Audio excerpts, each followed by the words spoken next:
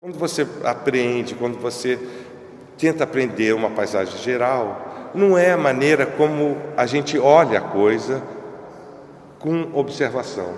E comecei a notar, assim, os detalhes daquilo que estava acontecendo e falei, não, eu quero detalhes disso, mas que uma foto como paisagem geral não me fornece. Então eu comecei a fotografar pedaços disso. E sempre com a paisagem atrás.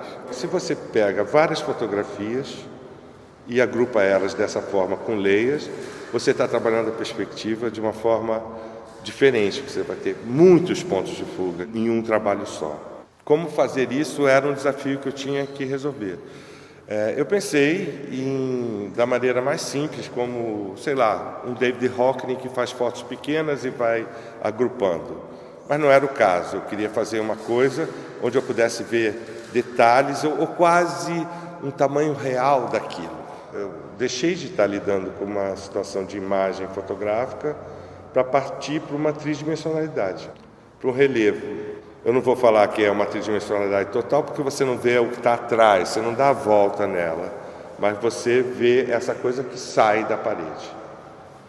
Então, no momento que eu vi essa imagem, essa paisagem fragmentada, eu notei que eu poderia fragmentar ela mais ainda, colocando espelhos na lateral e criando outras situações de pontos de vista e pontos de fuga completamente diferentes, porque se você olha para a lateral, a imagem está continuando.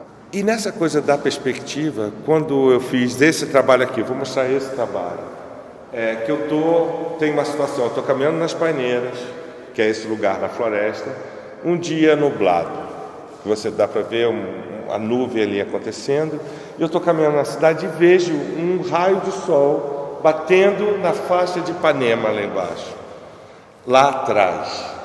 Aí eu quero ressaltar, eu quero trazer Ipanema para frente. Aí eu inverto também o que deveria estar no fundo, eu trago para frente.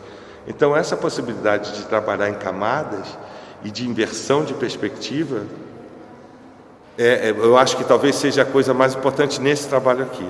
Esses macaquinhos aqui é um macaco só.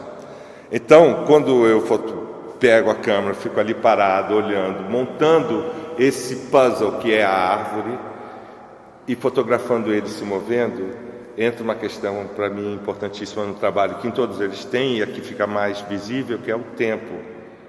Cada fotografia, cada instantâneo desse é feito num tempo diferente. Moro no Rio há muito tempo, eu nunca tinha visto aquela árvore, eu fiquei impressionado com aquela franja que desce dela de uma maneira reta, certinha. Eu comecei a me informar sobre essa planta, porque eu fiquei muito tocado. Aí reparei que em horários de pico, as pessoas todas passavam por ali. Eu fui na Secretaria de Parques e Jardins, que é no mesmo parque, perguntar quem é que cortava aquela árvore. E eles falaram, ninguém corta aquela árvore. O que eu acho improvável até hoje, porque é muito certinha. E comecei a ver como é que como que aquela raiz cresce. Na realidade, ela cresce, ela é bem rígida, mas tudo que cresce é muito molinho quando ela começa a crescer. E fiquei imaginando que eu acho que as pessoas vão tirando aquele pedacinho mesmo que está crescendo. Uma coisa importante a ser dita, o porquê dessa exposição. Além de...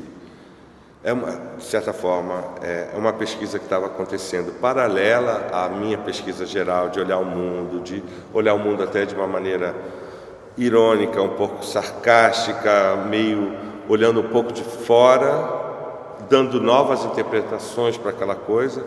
Eu acho que essa exposição, eu estou totalmente dentro dela, como ativo, como uma pessoa que está contemplando a coisa, não tão de fora, mas dentro, e a vontade de ver como que essas peças se relacionavam, como que elas iriam se relacionar entre elas, que eu nunca tinha tido essa experiência.